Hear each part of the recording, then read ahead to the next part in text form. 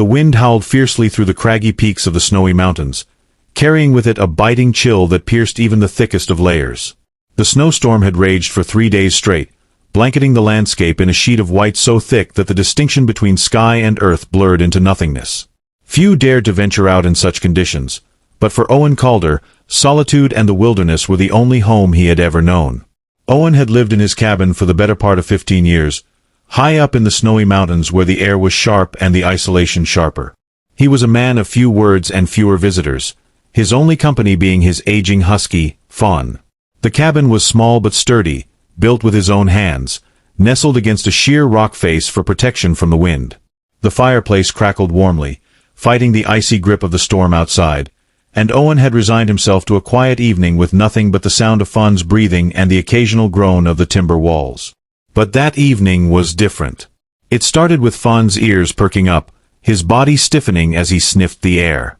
Owen glanced over from his chair by the fire, his hand tightening instinctively around the carved handle of his hunting knife. Fawn rarely reacted unless there was something worth noticing, out here, that usually meant trouble. A faint noise reached his ears, almost indistinguishable from the wind's wail. It was high-pitched and erratic, like the cries of an animal in distress. Owen stood, moving cautiously to the window. Through the frosted glass, he could see nothing but swirling snow. The sound came again, louder this time, and it was no animal. It was a voice, no, 2 voices, calling out weakly against the storm.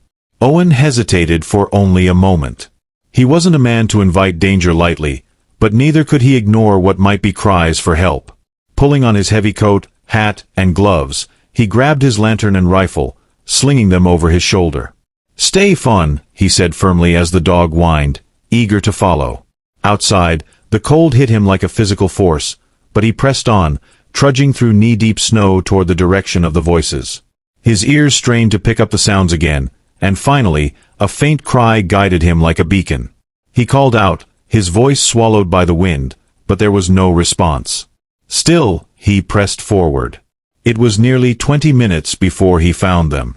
2 figures huddled together in a shallow depression between 2 boulders, their forms barely distinguishable beneath layers of frost-crusted clothing. As he approached, they stirred weakly, their movements sluggish. They were young women, twins by the look of them, with identical pale faces framed by damp, dark hair. Their cheeks were reddened with frostbite, and their lips trembled as they tried to speak. "Help us," one of them whispered, her voice so faint he almost missed it. Without hesitation, Owen knelt beside them, shrugging off his coat to drape it over their shivering forms. "You're lucky I heard you," he said gruffly, though his voice softened as he saw the fear and desperation in their eyes. "Can you walk?"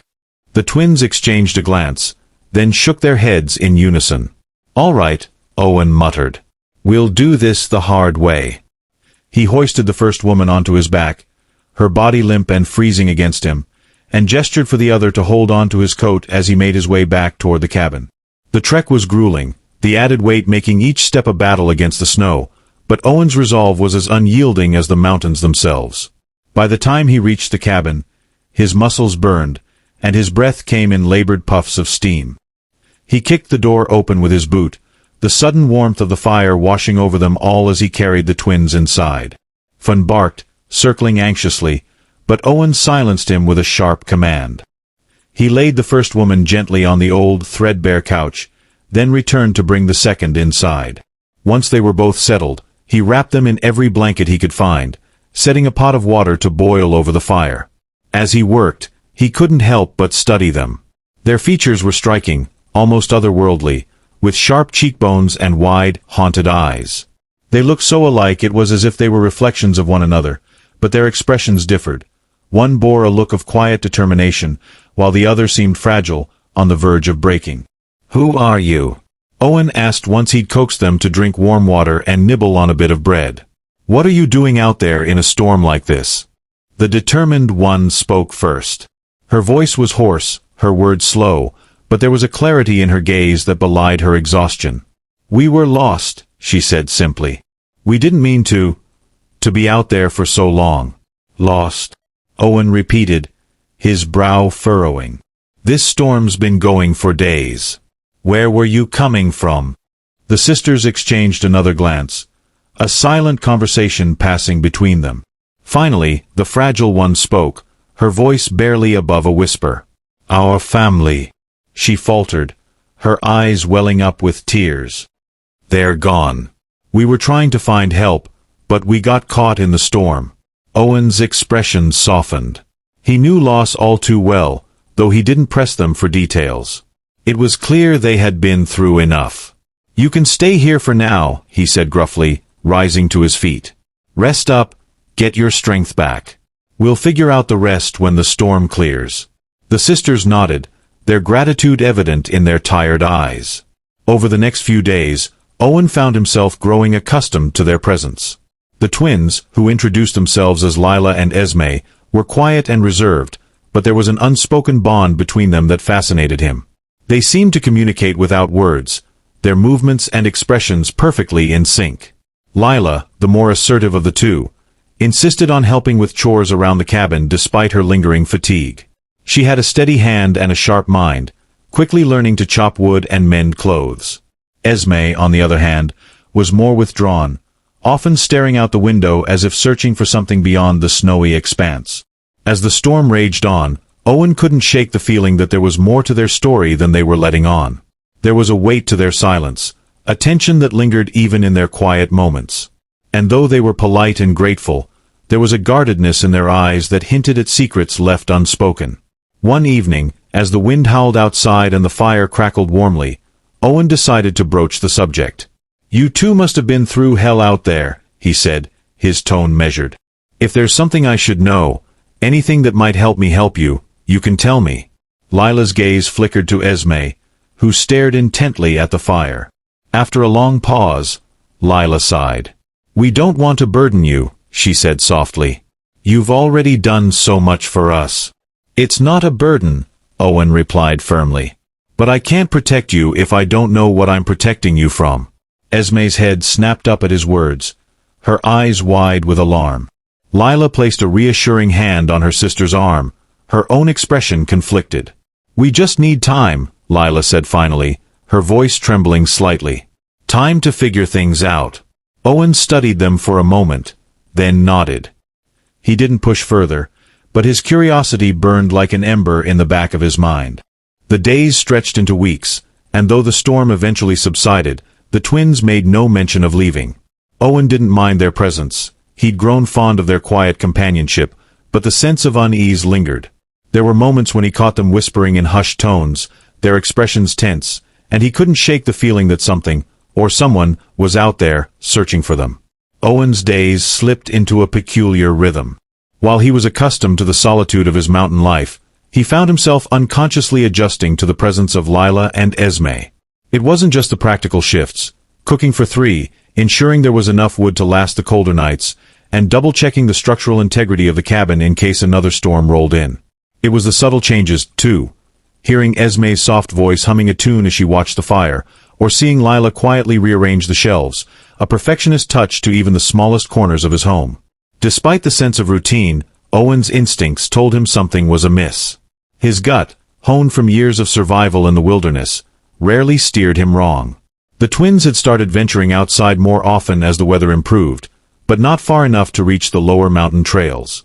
Sometimes, he'd spot Lila climbing to higher points, scanning the horizon with an intensity that reminded him of a hawk searching for prey. Esme, meanwhile, lingered closer to the cabin, her unease palpable even when she tried to mask it.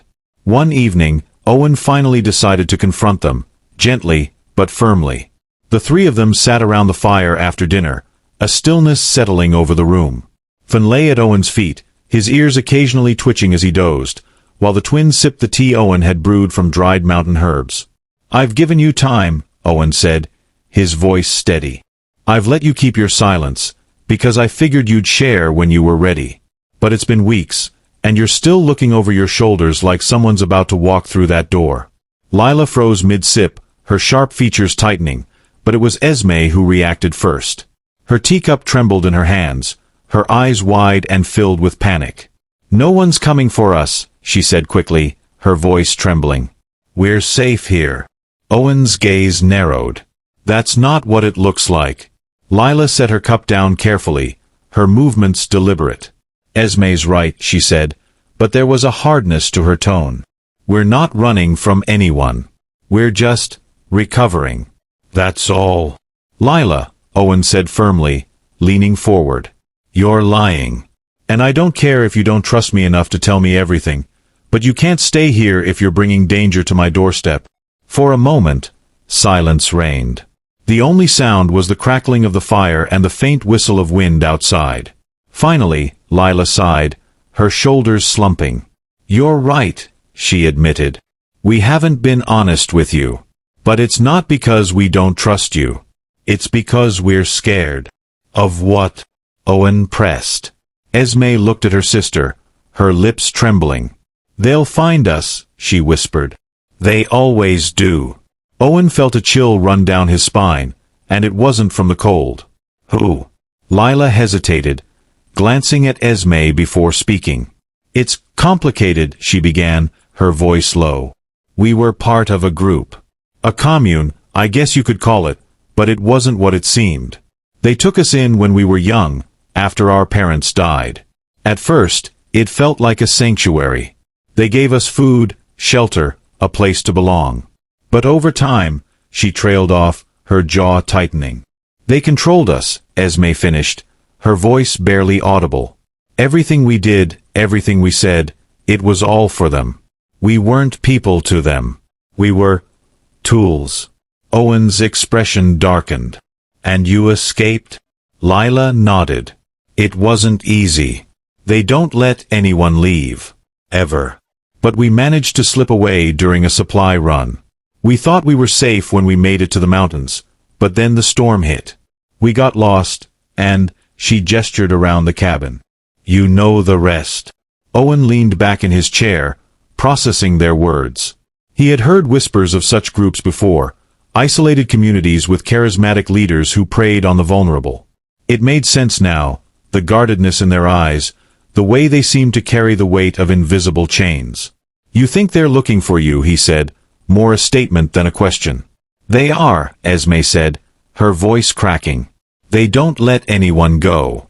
If they find us," she buried her face in her hands, her shoulders shaking. Lila reached over, placing a comforting hand on her sister's back. "That's why we didn't tell you," she said quietly. "We didn't want to put you in danger. If they come here, they won't hesitate to hurt anyone in their way." Owen was silent for a long moment. His first instinct was to send them away, to protect himself and his quiet life. But as he looked at the twins, Esme's tear-streaked face and Lila's fierce determination, he felt a pang of something he hadn't felt in years: responsibility. "This cabin's held up against worse than a few men," he said finally, his voice gruff. "If they come, we'll deal with it." Lila's eyes widened in surprise. "You don't have to do that," she said. "We can leave. We'll figure something out." "You won't make it far," Owen replied. "Not with them hunting you." He stood, his towering frame casting a shadow over the room. "I've lived in these mountains a long time. I know every trail, every hiding spot. If they come for you, they won't leave these woods alive." Esme stared at him, her fear slowly giving way to hope. "You mean it?" "I don't say things I don't mean," Owen said simply. Lila nodded, a flicker of relief in her eyes. "Thank you," she said softly. Owen gave a small nod before turning away, his mind already racing. If what they said was true, he'd need to be ready. The cabin was sturdy, but it wasn't invincible. He'd need to set traps, reinforce the windows, and stock up on supplies. The thought of returning to his solitary life seemed distant now. Whether he liked it or not, he was entangled in their fight. As the days passed, the twins began to open up more, sharing fragments of their past with Owen. They spoke of the commune's leader, a man named Elias, whose charm masked a sinister nature. They described the grueling work they'd been forced to do, the punishments for disobedience, and the way Elias manipulated the group into blind devotion. Owen listened carefully, his anger simmering beneath the surface. He had always considered himself a man of peace, but the thought of someone exploiting the weak for their own gain stirred something primal within him. One cold, clear morning, as Owen was setting snares in the woods, He noticed something that made his blood run cold: tracks in the snow. They were fresh and deliberate, heading straight toward the cabin. Owen crouched by the tracks, his breath misting in the frigid air as he studied them. They were boot prints, deep and purposeful, cutting through the freshly fallen snow. Whoever had made them wasn't a hunter or a wanderer. These tracks were too direct, too intent. Someone was coming, and they weren't far off. He traced the path with his eyes, following it through the trees until it disappeared around a bend. The forest was eerily quiet, save for the occasional groan of branches under the weight of snow.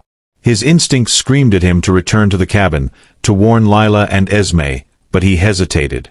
If he rushed back without understanding who or what was approaching, he might tip his hand. He needed more information. Carefully, he set off down the trail, his rifle slung across his back and his boots crunching softly against the snow. His every movement was deliberate, his senses heightened to the faintest sound or flicker of movement. The tracks led him deeper into the woods, weaving through dense pines until they abruptly stopped at a small clearing. Owen froze, scanning the area. The snow in the center of the clearing had been disturbed, trampled down by multiple pairs of boots. Whoever had been here had paused, maybe even camped for a brief time, but they were gone now. He bent down, running his gloved fingers over the disturbed snow. There were at least 3 sets of tracks, possibly more, and from the spacing of the prints, they were moving fast.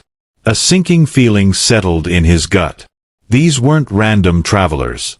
They were searching for something, or someone. Owen straightened, his jaw tightening. He didn't need to confirm it, he already knew. They were here for the twins.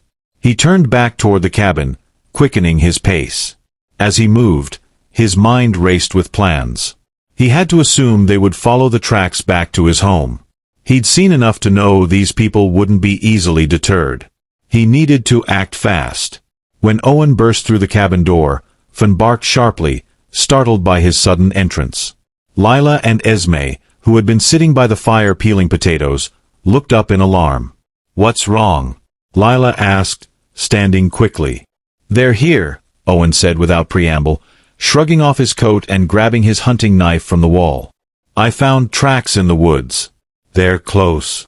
Esme's face went pale. "No," she whispered, her hands trembling. "They can't be. How did they—" "They're trackers," Owen interrupted. "If they've been searching for you as long as you say, they know what they're doing." Lila stepped forward, her expression grim. "What do we do?" "We prepare," Owen said. "If they find this place, they won't leave willingly. And I'm not about to let them take you." For the next few hours, the cabin was a whirlwind of activity. Owen showed Lila how to reinforce the windows with wooden planks while Esme helped stack furniture against the door.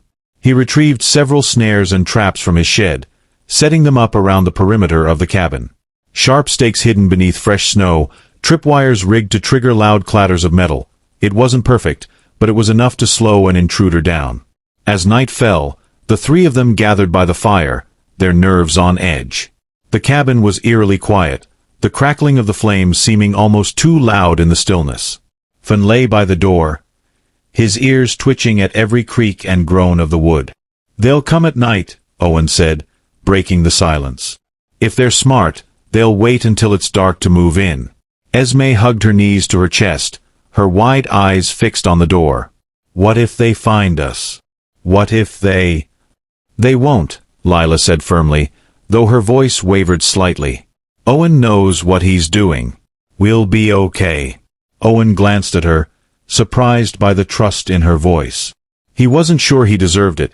He was just a man, after all, not some hero out of a story. But he nodded anyway. "We'll make it through this," he said. "I've seen worse than a few men with bad intentions." The hours dragged on, the tension in the cabin thick enough to cut with a knife. Every noise outside, branches snapping, wind whistling through the trees, felt like a harbinger of doom. Owen kept his rifle close, his fingers brushing against the cold metal as he listened intently. It was well past midnight when Finn suddenly lifted his head, his ears pricking forward.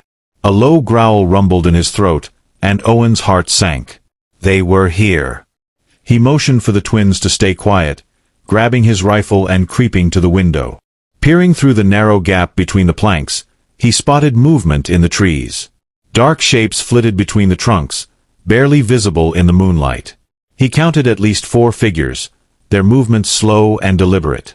"They're circling the cabin," Owen whispered, his voice barely audible. "They're looking for a way in." Lila tightened her grip on the kitchen knife she had taken from the counter. "What do we do?" "We wait," Owen said. "If they try to force their way in, we fight. If they don't—" He didn't finish the thought. He didn't need to. Minutes passed like hours as the intruders moved closer. One of the tripwires snapped, triggering a loud clatter of tin cans. The sound echoed through the night, and Owen heard a curse from the trees. The attackers had been warned, they wouldn't be careless now. Suddenly, a voice called out, loud and commanding. "We know you're in there. Send out the girls, and we'll leave you in peace." Esme flinched at the sound, her face paling. Lila gritted her teeth, her knuckles white as she gripped the knife. "Don't answer," Owen said quietly. He stepped toward the door, his rifle raised, and called back, "You're not welcome here. Turn around and leave." The voice laughed, cold and mocking. "You don't know who you're dealing with, old man. This doesn't have to get messy. Just hand them over." Owen's jaw tightened. "You want them? Come and get them." The silence that followed was deafening. Then, all at once, chaos erupted. A window shattered as a man tried to force his way through, only to cry out as one of Owen's traps, a hidden stake, caught him in the leg. The front door rattled as someone slammed against it, but the reinforced planks held firm. Owen fired a shot through the broken window, the crack of the rifle reverberating through the cabin. Outside, someone screamed. The fight had begun. The cabin erupted into chaos as the attackers made their move. Owen's focus sharpened, his instincts taking over as he fired another shot through the shattered window. The bullet hit its mark, and a muffled cry confirmed at least one of the intruders was down. But there were more, and they were relentless. "Stay back!" Owen barked at Lila and Esme, who huddled behind the overturned table they dragged to the center of the room. Fun growled low in his throat, pacing by their side, ready to spring into action if the attackers breached the defenses. The pounding on the front door grew more violent, the wood groaning under the force of repeated blows. Owen turned his attention to the door, his grip on the rifle steady. "Lila!" he called over his shoulder. "The lantern, now." Lila didn't hesitate. She grabbed the lantern from the table and held it out, her hand trembling slightly. "What do you need?"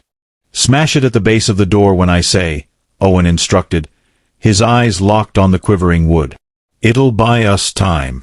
The pounding stopped suddenly, and Owen tensed, his finger hovering over the rifle's trigger. The quiet was worse than the noise. It meant they were regrouping, planning their next move. Suddenly, a figure appeared at the window, ducking low to avoid the jagged shards of glass. Owen turned and fired without hesitation. The shot rang out, and the man slumped forward, disappearing back into the snow. But even as he dropped one attacker, another made their move. There was a thunderous crack as the front door finally gave way, splinters flying as it burst open. 3 men charged inside, their faces shadowed by scarves and hoods. Owen pivoted, firing once and hitting the lead man square in the chest. The intruder collapsed, clutching at the wound, but the other 2 kept coming. Lila acted quickly, throwing the lantern with all her strength. It shattered on the floor, and flames roared to life, a barrier of fire forcing the men to halt their advance. They cursed and stumbled back, momentarily disoriented. Owen seized the opportunity, slamming the butt of his rifle into the face of the nearest attacker. The man crumpled to the ground, unconscious. The third lunged at Owen, a knife flashing in his hand. They grappled, the knife coming dangerously close to Owen's throat, but he twisted sharply, using the man's momentum to throw him into the burning debris. The man screamed as the flames caught his clothing, and he scrambled to retreat, crashing back out into the snow.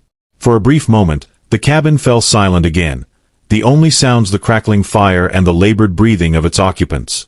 Owen stood in the center of the room, his rifle in one hand and his other arm bloodied from a shallow cut.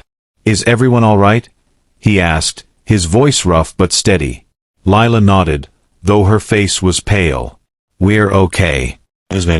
"I'm fine," Esme interrupted, her voice shaking. "What about you?" Owen waved off their concern, already moving to reinforce the broken door. "This isn't over. That was only the first wave." As if to prove his point, a voice shouted from outside. "You're just making it worse for yourselves. Hand them over now, and we'll let you live." Owen snorted, his lips curling into a grim smile. "They're not leaving until they're sure we're dead. But they'll have to work for it." Lila crouched beside him, grabbing a hammer and nails to help secure the planks he was hastily attaching to the doorframe. "We can't just wait for them to come again," she said. "We need a plan." "I've got one," Owen said, his voice low. "But it's risky." "What is it?" Lila pressed. Owen glanced at her, his eyes cold and calculating. "We draw them in. Make them think they've got us cornered. Then we finish this." Esme's eyes widened. "You're talking about killing them." Owen didn't flinch. "They won't stop otherwise. If we let them go, they'll regroup and come back, maybe with more men. We end it here." Lila nodded slowly, her expression hardening. "What do you need us to do?" Owen hesitated, his gaze flicking between the two sisters. They were young, barely more than girls, and yet they had already endured more than most would in a lifetime. He didn't want to drag them into more violence, but he also knew they wouldn't stand by while their lives were at stake. "Stay here," he said finally. "Keep low, stay out of sight. When the time comes, I'll give you a signal." "And if you don't come back?" Lila asked, her voice barely above a whisper. "You'll know what to do," Owen replied grimly. Without another word, he grabbed his rifle, a handful of ammunition, and a hunting knife, then slipped out the back door into the freezing night. The snow crunched beneath his boots as he moved, his breaths coming in sharp bursts of steam. He circled the cabin, sticking to the shadows, until he spotted the remaining attackers gathered in the clearing just beyond the tree-line. There were 5 of them now, more than he'd expected. They spoke in low voices, their faces illuminated by the faint glow of a handheld lantern. Owen crept closer, his movements silent despite the snow. He could hear snippets of their conversation, frustration at the resistance they'd encountered, anger at their wounded comrades, and determination to finish the job.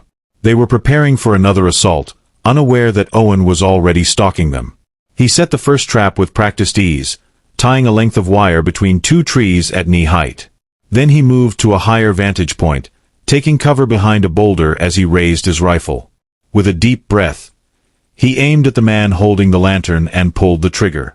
The shot was deafening in the still night, and the lantern shattered, plunging the clearing into darkness. The attackers shouted in confusion, scrambling to draw their weapons as Owen fired again, taking down another man. "Fan out!" one of them yelled.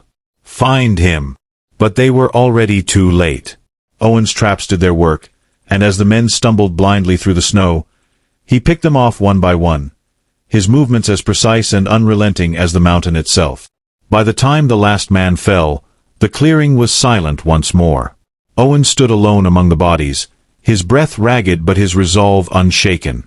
When he returned to the cabin, battered and bloodied but alive, Lila and Esme were waiting by the door. Esme rushed to his side, her hands fluttering uselessly as she tried to check his wounds. "You did it," Lila said softly, her eyes filled with both relief and sorrow. Owen nodded, sinking into a chair by the fire. "It's over," he said simply. "For now." But even as he spoke, he couldn't shake the feeling that this was only the beginning. The twins were safe for the moment, but the shadows of their past still loomed large, and Owen knew better than anyone that some battles didn't end so easily. The silence in the cabin was heavy, broken only by the crackling of the fire and the faint howling of the wind outside. Esme had finally managed to stop fussing over Owen's wounds and was sitting beside Lila, the two of them huddled together on the couch. Their eyes were wide, their faces pale, but there was a glimmer of relief in their expressions. The immediate danger was over. For now. Owen leaned back in his chair, exhaustion weighing down his every limb. His body ached from the fight, but his mind was still sharp, turning over the events of the night. He'd taken down every one of the intruders, but he couldn't shake the feeling that more would come. Men like Elias didn't give up so easily. "You should both get some sleep," he said finally, his voice low but firm. "I'll keep watch." Lila shook her head. "You need rest too," she said. "You're hurt." "I've had worse," Owen replied. "I'll be fine." Esme looked like she wanted to argue, but Lila placed a hand on her arm, silencing her. The two of them exchanged a glance before nodding reluctantly. "Wake us if anything happens," Lila said. Owen nodded, and the twins retreated to the small bedroom at the back of the cabin. Finn padded over to Owen's side, resting his head on his master's knee as if to reassure him. Owen scratched the dog's ears absently, his gaze fixed on the window. The storm had passed, and the moon cast a cold, silver light over the snow-covered landscape. It was beautiful in its own way, but Owen saw only the shadows lurking beyond the trees. The next morning dawned clear and bitterly cold. Owen stepped outside, his rifle slung across his back, to bury the bodies. The men who had come for the twins were brutal and ruthless, but they deserved a proper burial all the same. Owen dug shallow graves in the frozen ground, his muscles straining against the effort, and said a quiet prayer over each one. He didn't know their names, but he hoped they would find peace, even if they had shown none in life.